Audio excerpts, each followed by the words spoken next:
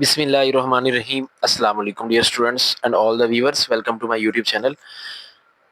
इस वीडियो में हम physics class 11 new syllabus unit number 9 electrostatic and current electricity से टॉपिक नंबर 9.13 पढ़ेंगे, जिस टॉपिक का नेम है resistivity and its dependence upon temperature. इस वीडियो में हम देखेंगे कि रेजिस्टिविटी क्या होती है और ये कैसे टेम्परेचर पर डिपेंड करती है। इसके अलावा हम ये भी देखेंगे कि ये रेजिस्टेंस और रेजिस्टिविटी क्या सेम कॉन्सेप्ट हैं या डिफरेंट कॉन्सेप्ट हैं। इसके अलावा कंडक्टेंस क्या होती है और रेजिस्टिविटी क्या होती है और साथ फिर कंडक्टिविटी क्या होती है, ये सारी चीज़ें हम देखेंगे। और किस तरह रेजिस्टिविटी टेम्परेचर पे डिपेंड करती है ये भी हम देखेंगे। तो आइए वीडियो को अब हम स्टार्ट करते हैं।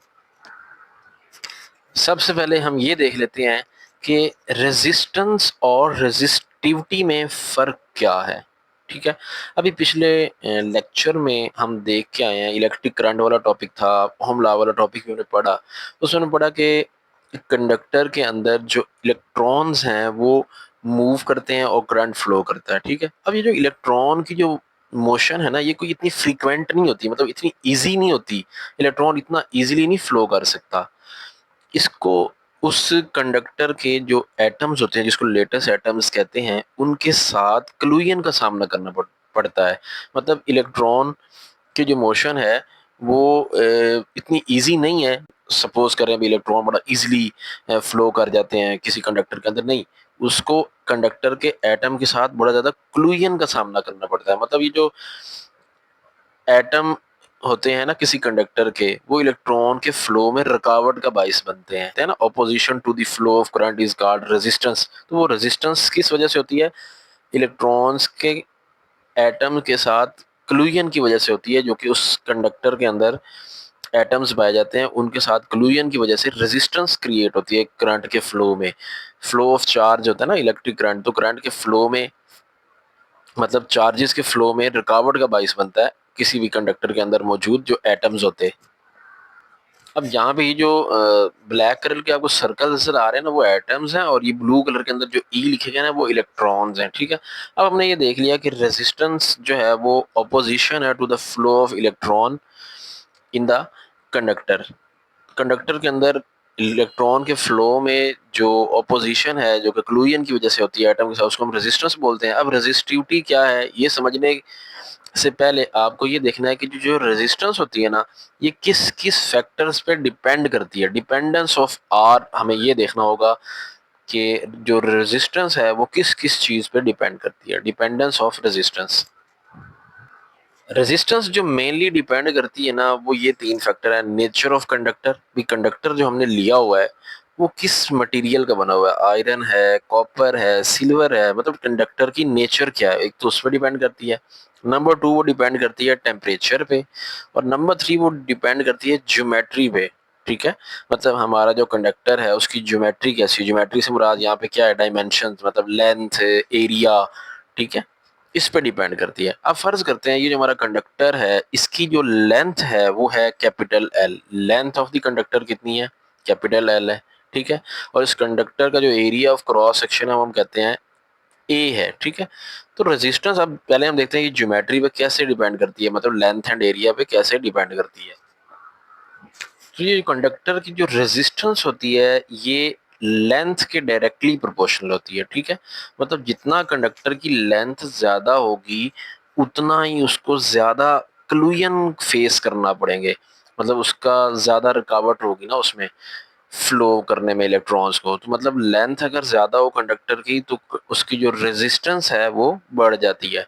लेकिन अगर हम कंडक्टर की लेंथ स्मॉल कर दें, एरिया को चेंज ना करें, एरिया क्रॉस सेक्शन इतना ही रहे, लेंथ को स्मॉल कर दें, तो फिर इलेक्ट्रॉन्स को कम डिस्टेंस ट्रेवल करना होगा। ठीक है, तो फिर मतलब उसको कम कोलूजन का सामना करना पड़ेगा। जब कम कोलूजन होगा तो फिर हम कहेंगे रेजिस्टेंस कम हो गई है। मतलब लेंथ बढ़ाएंगे अगर हम कंडक्टर की तो रेजिस्टेंस भी बढ़ जाएगी, लेंथ को कम करेंगे तो रेजिस्टेंस भी कम हो जाएगी। मतलब resistance of the wire is directly proportional to the length of the wire. ठीक है, इसी तरह एरिया ऑफ क्रॉस सेक्शन की बात करें, एरिया ऑफ क्रॉस सेक्शन के इनवर्सली प्रोपोर्शनल होती है रेजिस्टेंस। मतलब अगर हम एरिया ऑफ क्रॉस सेक्शन बढ़ाएंगे तो रेजिस्टेंस कम हो जाएगी, ठीक है। तो लेंथ के डायरेक्टली प्रोपोर्शनल होती है रेजिस्टेंस, और एरिया ऑफ क्रॉस सेक्शन के inversely, area of cross section के इनवर्सली लेंथ के डायरेक्टली। ये बात आपने याद रखनी है, दोनों इक्वेशन को कंबाइन कर लेंगे अब, ठीक है। कंबाइनिंग इक्वेशन नंबर 1 एंड 2, ठीक है। जब आप 1 एंड 2 को कंबाइन करके लिखेंगे तो हमारे पास आ जाएगा R resistance is proportional to length over area of cross section. अब इस कांस्टेंट ऑफ प्रोपोर्शनैलिटी को सॉल्व करेंगे तो एक हम क्या लिखते होते हैं, इक्वल और साथ में एक कांस्टेंट। यहाँ पे जो कांस्टेंट आएगा वो है रो, जिसको हम बोलते हैं रेजिस्टिविटी। याद रहे, यहाँ पे रो क्या है, रेजिस्टिविटी है, और ये क्या है, कांस्टेंट है। तो रेजिस्टिविटी यहाँ पे कांस्टेंट है, R is equal to rho L over A. ये हमारे पास इक्वेशन बन गई इसको सॉल्व करने के बाद। अब अगर हम इसको सॉल्व करें, इस कांस्टेंट ऑफ प्रोपोर्शनैलिटी को, ये जो कांस्टेंट हमने निकाला जिसको हमने रेजिस्टिविटी बोला है, वो किसके इक्वल आ जाएगा, तो हमारे पास रो आ जाएगा इक्वल ए डिवाइड हो रहा है, उधर जाके मल्टीप्लाई हो जाएगा आर ए। अब ये जो लेंथ है उधर जाके डिवाइड होगी, ओवर एल आ जाएगा, ठीक है। Rho is equal to R A over L, ये हमारे पास रेजिस्टिविटी का मैथमेटिकल फॉर्म आ गया। अब अगर हम इसके एसआई यूनिट की बात करें, रेजिस्टिविटी का एसआई यूनिट क्या होगा। अब देखिए रेजिस्टेंस का यूनिट क्या होता है, ओहम। रेजिस्टेंस का यूनिट ओहम, एरिया का यूनिट साथ में वो लिखेंगे मीटर स्क्वायर, और लेंथ का यूनिट होता है मीटर। ये एक मीटर से कैंसिल होगा तो हमारे पास आ जाएगा unit of resistivity ohm metre. Resistance का यूनिट ओहम, रेजिस्टिविटी का यूनिट ओहम मीटर। तो अब वो देख लेते हैं, जो स्टार्ट में मैंने क्वेश्चन लिखा था कि रेजिस्टेंस और रेजिस्टिविटी में फिर फर्क क्या है। लेकिन जो रेजिस्टेंस है ना, वो करेक्टरिस्टिक है ऑफ अ वायर, कोई खास किस्म की जो पर्टिकुलर वायर है हमारे पास। रेजिस्टेंस जो है ये करेक्टरिस्टिक है वायर की, कंडक्टर की करेक्टरिस्टिक है जो रेजिस्टेंस है, ठीक है। लेकिन जो रेजिस्टिविटी है वो उस मटेरियल की प्रॉपर्टी होती है जिससे वो वायर बनी हुई है, ठीक है। मतलब रेजिस्टेंस का ताल्लुक जो है वो वायर से है, और रेजिस्टिविटी का ताल्लुक है कि वायर किस चीज की बनी हुई है। मतलब इन अदर वर्ड आप ये कह सकते हैं कि जो रेजिस्टेंस है ना, वो लेंथ और एरिया पे डिपेंड करती है, ठीक है। आपने देखा रेजिस्टेंस का फार्मूला क्या, R is equal to rho L over A. मतलब ये लेंथ और एरिया पे डिपेंड करती है। हमने अभी ऊपर देखा था रेजिस्टेंस लेंथ के डायरेक्टली प्रोपोर्शनल है और एरिया के इनवर्सली प्रोपोर्शनल है। तो रेजिस्टेंस जो है ये तो है डिपेंड करती है लेंथ एंड एरिया पे कंडक्टर के, ठीक है। लेकिन जो रेजिस्टिविटी है ना, वो उसके इंडिपेंडेंट है, क्योंकि रेजिस्टिविटी जो है ये एक कांस्टेंट है। रेजिस्टिविटी इस पे डिपेंड नहीं करती। लेकिन अगर आप देखें कि रेजिस्टेंस के फार्मूले में भी लेंथ और एरिया तो आ रहे हैं, रेजिस्टिविटी में भी तो आ ही रहे हैं ना, तो फिर आप कह सकते हैं कि भाई सर ये कैसे हो गया कि उसमें भी लेंथ और एरिया आ रहा है, वो रेजिस्टेंस तो चलो उस पर डिपेंड करती है, ये रेजिस्टिविटी में तो भी ये आ रहा है ना, तो ये भी फिर डिपेंड करेगी। तो उसका आंसर है नो, ये रेजिस्टिविटी इन पे डिपेंड नहीं करती। उसकी रीजन ये है कि अभी हमने पीछे पढ़ा है कि जो रेजिस्टेंस होती है ना, वो लेंथ के डायरेक्टली प्रोपोर्शनल है। जब रेजिस्टेंस लेंथ के डायरेक्टली प्रोपोर्शनल है तो मतलब अगर रेजिस्टेंस बढ़ेगी, इसमें चेंज आएगा, तो ये बढ़ेगी लेट या कम होगी, क्योंकि चेंज दोनों तरह से आ सकता है ना, कम भी हो सकता है ज्यादा भी हो सकता है। रेजिस्टेंस जितना बढ़ेगी उतना नीचे डिनोमिनेटर में लेंथ भी बढ़ जाएगी, उतना वो भी चेंज हो जाएगी, तो ओवरऑल इफेक्ट कैंसिल हो जाएगा। तो इसलिए हमने देखा कि रेजिस्टिविटी का लेंथ से कुछ भी रिलेशन नहीं है, क्योंकि लेंथ के बढ़ने या कम होने से उसका फार्मूला इस तरह का बन रहा है कि रेजिस्टिविटी को कुछ नहीं हो रहा, ठीक है। लेंथ बढ़ाएंगे, रेजिस्टेंस भी बढ़ जाएगी, और एक दूसरे को ओवरऑल कैंसिल करते जाएंगे, तो ये रेजिस्टिविटी क्या रहेगी, कांस्टेंट ही रहेगी। अब अगर एरिया की बात करें, अब एरिया और रेजिस्टेंस का आपस में रिलेशन क्या है, इनवर्स, ठीक है। मतलब अगर एरिया ऑफ क्रॉस सेक्शन बढ़ता है तो रेजिस्टेंस कम हो जाती है, ठीक है। अगर एरिया ऑफ क्रॉस सेक्शन कम होता है तो रेजिस्टेंस बढ़ जाती है। तो मतलब ओवरऑल जो है वो प्रोडक्ट जो है वो इनका कांस्टेंट रहता है। जब भी दो चीजें इनवर्सली प्रोपोर्शनल होती है ना, तो उनका प्रोडक्ट हमेशा कांस्टेंट रहता है। तो जब ये प्रोडक्ट कांस्टेंट रहेगा तो फिर रेजिस्टिविटी फिर कांस्टेंट हो जाएगी। तो मतलब बज़ाहिर तो इसमें एरिया और लेंथ आ रहे हैं, लेकिन रेजिस्टिविटी इन पे डिपेंड कोई नहीं कर रही। तो रेजिस्टेंस और रेजिस्टिविटी में फ़र्क क्या है, आप ये दो पॉइंट्स याद रख लें कि रेजिस्टेंस जो है वो करेक्टरिस्टिक है किसी पर्टिकुलर वायर की, लेकिन जो रेजिस्टिविटी है ये उस मटेरियल की प्रॉपर्टी होती है जिससे वो वायर या जिससे वो कंडक्टर बना हुआ है। वायर कंडक्टर को भी कहते हैं ना, एक ही बात है, वायर कह लें या कंडक्टर कह लें। तो दूसरा मेन पॉइंट है, रेजिस्टेंस लेंथ और एरिया पे डिपेंड करती है लेकिन रेजिस्टिविटी नहीं करती। ठीक है, तो ये अब उम्मीद है आपको याद रहेगा। अगर हम रेजिस्टिविटी की डिफाइन की बात करें तो उसको हम यूं करके डिफाइन करते हैं, resistance of 1 metre cube of a material is called resistivity. अब हमारे पास कोई मटेरियल है, कोई कंडक्टर है जिसका वॉल्यूम जो है वो 1 मीटर क्यूब है, अब उसकी कितनी रेजिस्टेंस होगी उसको हम कहेंगे रेजिस्टिविटी। ठीक है, अब रेजिस्टिविटी डिपेंड किस पे करती है, ये डिपेंड करती है नेचर ऑफ कंडक्टर पे, कि कंडक्टर किस चीज का बना हुआ है। सिल्वर और कॉपर जो है ना, इनकी रेजिस्टिविटी कम है। जितनी रेजिस्टिविटी कम होती है उतना कंडक्टर अच्छा है, जितनी रेजिस्टिविटी ज्यादा होगी उतना कंडक्टर पुअर हो जाएगा। तो जैसे कि मैंने अभी बताया, रेजिस्टिविटी जितनी कम होगी ना वो उतना अच्छा कंडक्टर होगा। तो आइडियल कंडक्टर कौन सा होगा? ऐसा कंडक्टर जिसकी रेजिस्टिविटी जीरो होगी ना वो फिर आइडियल कंडक्टर होगा। The resistivity of an ideal conductor is zero. तो ये मैंने इसलिए लिखा है कि ये एमसीक्यू में आ सकता है कि आइडियल कंडक्टर के लिए रेजिस्टिविटी की वैल्यू कितनी होगी, जीरो होगी, इनफिनाइट होगी, ऐसे करके वो आपको कंफ्यूज करेंगे। तो आपने कंफ्यूज नहीं होना, आपने जीरो पे ही लगाना है। लेकिन अगर यही वो इंसुलेटर लिख दे, आइडियल इंसुलेटर, उसकी रेजिस्टिविटी क्या होगी? फिर इन्फिनिटी होगी। ठीक है, इंसुलेटर के लिए, आइडियल इंसुलेटर के लिए रेजिस्टिविटी इन्फिनिटी होनी चाहिए और कंडक्टर के लिए जीरो होनी चाहिए। तो एक तो रेजिस्टिविटी हमने देख लिया कि नेचर ऑफ कंडक्टर पे डिपेंड करती है। दूसरा जो रेजिस्टिविटी डिपेंड करती है ना वो है टेम्परेचर पे, जो कि आज का हमारा टॉपिक भी यही है कि हमने देखना है कि टेम्परेचर पे रेजिस्टिविटी कैसे डिपेंड करती है। तो दूसरा किस पे डिपेंड करती है रेजिस्टिविटी? ये टेम्परेचर पे डिपेंड करती है। अब देखें, कंडक्टर का जब आप टेम्परेचर बढ़ाएंगे ना तो टेम्परेचर बढ़ाने की वजह से उसके अंदर जो एटम्स हैं उनकी वाइब्रेशन का जो एम्पलीट्यूड है ना वो बहुत ज्यादा बढ़ जाता है। अब जब इन एटम्स की जो वाइब्रेशन का एम्पलीट्यूड बढ़ता है ना तो फिर इन एटम्स का इलेक्ट्रॉन के साथ जो कोलिजन का चांस है वो भी क्या हो जाएगा, बढ़ जाएगा।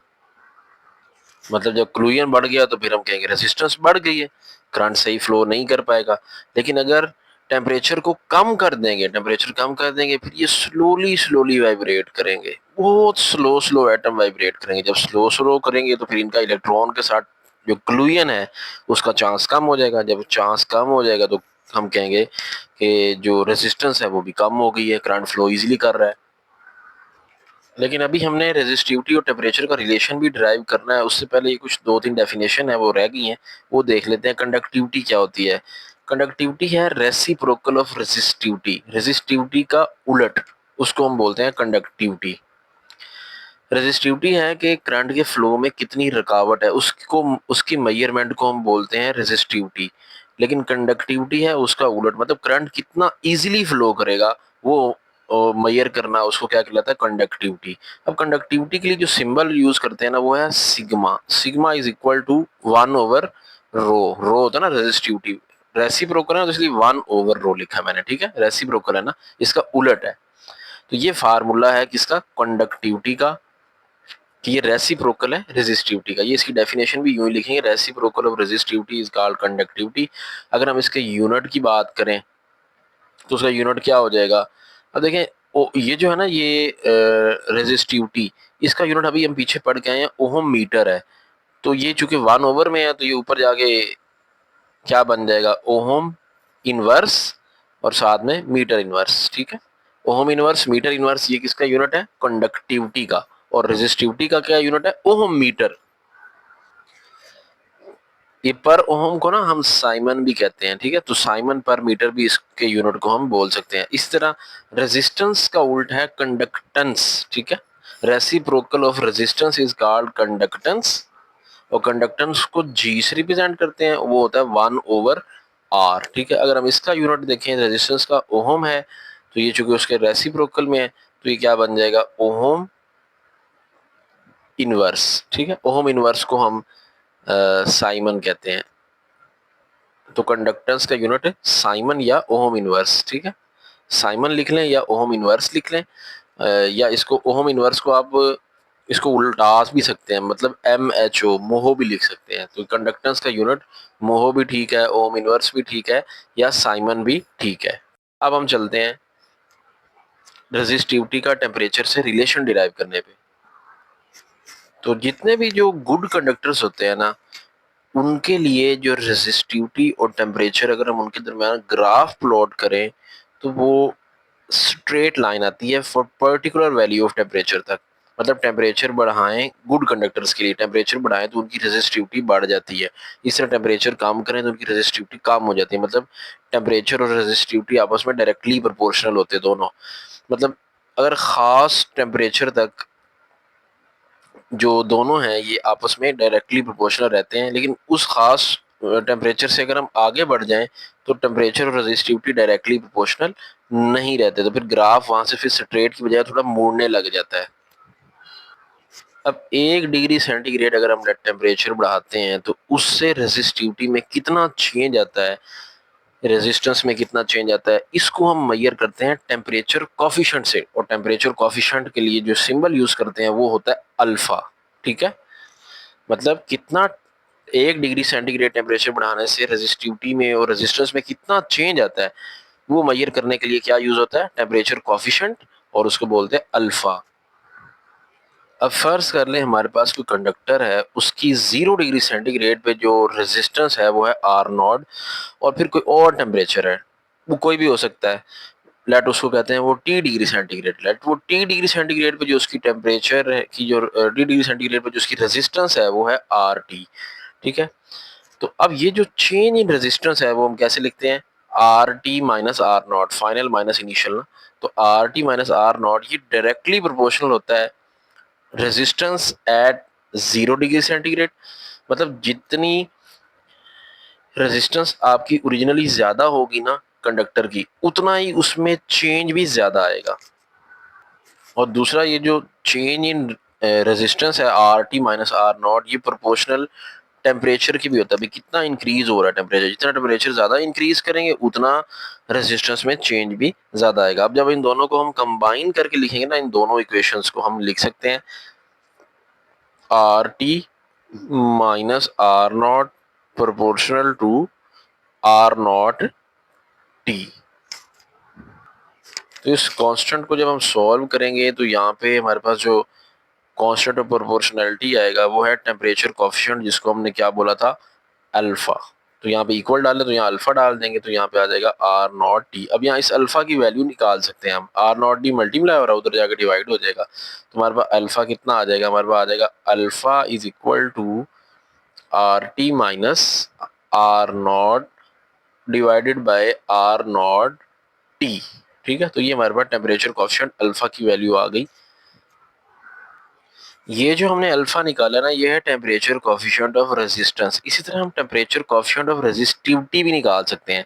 उसमें क्या होगा, यहाँ जहाँ जहाँ रेजिस्टेंस आ रही है ना, यहाँ पे रेजिस्टिविटी मतलब रो आ जाएगा। वो कैसे आएगा, वो ऐसे आएगा कि अभी हम पीछे एक ना रिलेशन पढ़ के आए हैं, वो रिलेशन था R is equal to rho L/A। ये रिलेशन अभी हम पढ़ के आए, सिर्फ आपने ये वैल्यू उठा के यहाँ पुट करवा देनी है, तो हमारे पास क्या आ जाएगा, अल्फा इज इक्वल टू, अब RT है ना, तो फिर यहाँ पे T लगा लेंगे, रेजिस्टेंस के साथ भी T लग जाएगा, रेजिस्टिविटी के साथ भी T लग जाएगा, तो यहाँ पुट करा दे, ये बन जाएगा रो T L/A माइनस, अब यहाँ रो नॉट है तो यहाँ पे क्या हो जाएगा, R0 is equal to rho naught L/A।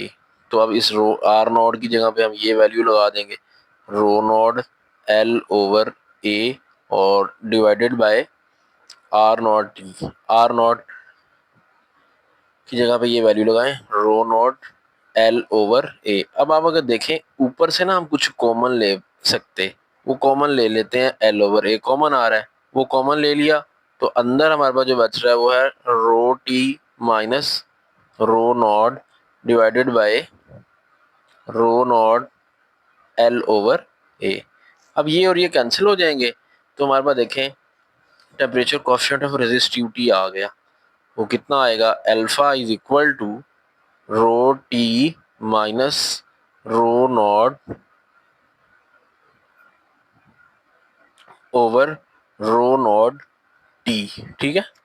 अब ये टी यहाँ मेरे से मिस हुआ है शायद, ऊपर से देखें यहाँ पुट किया था ना, तो rho naught L over A minus rho T L over A minus rho naught L over A, नीचे आर नॉट की जगह तो ये वैल्यू पुट की थी ना, साथ में ये टी भी था, वो टी मिस हो गया था, तो ये साथ में टी चलता आएगा, तो ये टी यहाँ पे भी आना था, तो इसलिए अब यहाँ पे भी टी एंड पे मैंने लगा दिया, ठीक है। तो ये टेम्परेचर कोफिशिएंट ऑफ रेजिस्टिविटी हमारे पास आ गया अल्फा। अगर हम इस अल्फा का यूनिट निकालना चाहें वो क्या होगा, ये एमसीक्यूज भी आ सकता है कि temperature coefficient of resistivity alpha का यूनिट क्या है। अब देखें यहाँ पे rho T minus rho not, ये क्या चेंज इन रेजिस्टिविटी है ना, चेंज इन रेजिस्टिविटी। अब रेजिस्टिविटी का यूनिट क्या होता है, ओहम मीटर, ठीक है, और डिवाइडेड बाय रो नॉट, ये भी रेजिस्टिविटी है तो इसका यूनिट भी क्या आएगा, ओहम मीटर, और टेम्परेचर का यूनिट क्या होता है, केल्विन, तो ओहम मीटर से ओहम मीटर कैंसिल हो जाएगा, तो alpha temperature coefficient of resistivity का यूनिट हमारे पास आ जाएगा पर केल्विन, ठीक है। अब आप में से शायद किसी के ज़हन में ये आ रहा हो कि यहाँ पे हमने ओहम मीटर अलग क्यों नहीं पुट किया, यहाँ अलग क्यों नहीं पुट किया। देखें ये चेंज इन रेजिस्टेंस ये ओवरऑल एक ही टर्म है, change in resistivity rho T minus rho not ये ओवरऑल एक ही टर्म है, तो इसलिए इसकी जगह हम एक ही बार लिखेंगे ओहम मीटर, ठीक है। नीचे ओहम मीटर इसकी जगह पे ओहम मीटर कैंसिल, तो टेम्परेचर का जो यूनिट है केल्विन ऊपर जाके पर केल्विन बन जाएगा, तो अल्फा जो कि टेम्परेचर कोएफिशिएंट ऑफ रेजिस्टिविटी है उसका यूनिट है पर केल्विन। यहाँ तक हमने डिराइव कर लिया है, क्वेश्चन हमारा हो चुका है कंप्लीट, लेकिन लास्ट पे ये लाजमी आपने करना है कि एनटीसी क्या होता है। पेपर में क्वेश्चन बाद फिजिक्स में आया हुआ आपको नजर आएगा, what is meant by NTC. अब एनटीसी का मतलब है नेगेटिव टेम्परेचर कोएफिशिएंट, ठीक है। अब अभी हमने ये देखा है कि टेम्परेचर के बढ़ाने से रेजिस्टेंस भी बढ़ जाती है, लेकिन कुछ सब्सटेंसेस ऐसे हैं जिनमें उलट अमल होता है। वो क्या है, जैसा कि यहाँ पे लिखा हुआ है, there are some substances like germanium, silicon etc whose resistance decrease with increase in temperature, इनकी रेजिस्टेंस टेम्परेचर के बढ़ने से कम हो जाती है, उलट अमल होता है। These temperature have negative temperature coefficient, तो एनटीसी का मतलब है नेगेटिव टेम्परेचर कोएफिशिएंट। ये वो सब्सटेंसेस होते हैं जिनकी रेजिस्टेंस टेम्परेचर के बढ़ने से कम हो जाती है, ठीक है। तो अब उम्मीद है ये आपको क्लियर हो गया होगा कि एनटीसी क्या है, ये भी आपने करना है। बाकी ये एमसीक्यूज में टेबल लाजमी पढ़ लीजिएगा, यहाँ पे डिफरेंट मटेरियल दिए गए हैं और उनकी रेजिस्टिविटी और टेम्परेचर कोएफिशिएंट की वैल्यूज दी गई हैं, ये एमसीक्यू के लिए आपने टेबल पढ़ लेना है। अब आपके साथ इस टॉपिक को आपने लॉन्ग में लिखना कैसे, ये एक लॉन्ग क्वेश्चन है, इंपॉर्टेंट लॉन्ग क्वेश्चन है, रिटन नोट्स शेयर किए जा रहे हैं, यहाँ से देख के आप नोट करके इसको लेक्चर को तैयार कर लें।